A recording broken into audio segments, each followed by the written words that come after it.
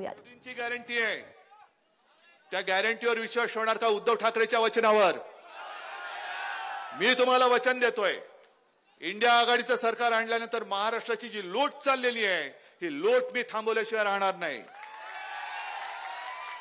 महाराष्ट्राचं लुटून नेलेलं वैभव मी परत महाराष्ट्रात आणल्याशिवाय राहणार नाही.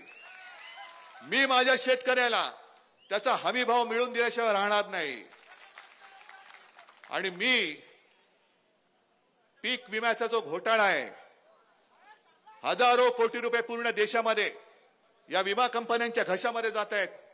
मला तर काल कोणीतरी सांगितलं की या विमा कंपन्यांकडनं सुद्धा यांनी निवडणूक रोखे घेतले असतील तर फार भयानक आहे.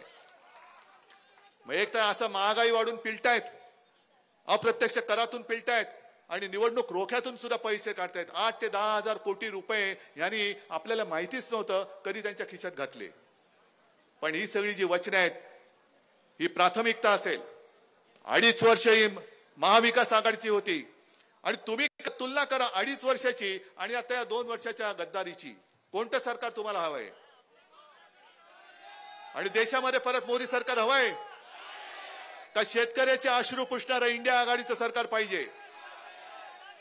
एकाधिकार पाहिजे, हुकुमशाह पाहिजे की प्रादेशिक पक्षांना बरोबर घेऊन चालणारं संमिश्र सरकार की जे देशाच्या प्रत्येक राज्याचा मान राखेल, सन्मान राखेल आणि देशाच्या नागरिकांची एक जी काय भावना आहे तिचा आदर राखेल असं सरकार पाहिजे. आणि असं इंडिया आघाडीचं सरकार पाहिजे असेल तर नागेश इकडे, तिकडे वसंतराव चव्हाण, पूर्ण महाराष्ट्रामध्ये मी आवाहन करतोय.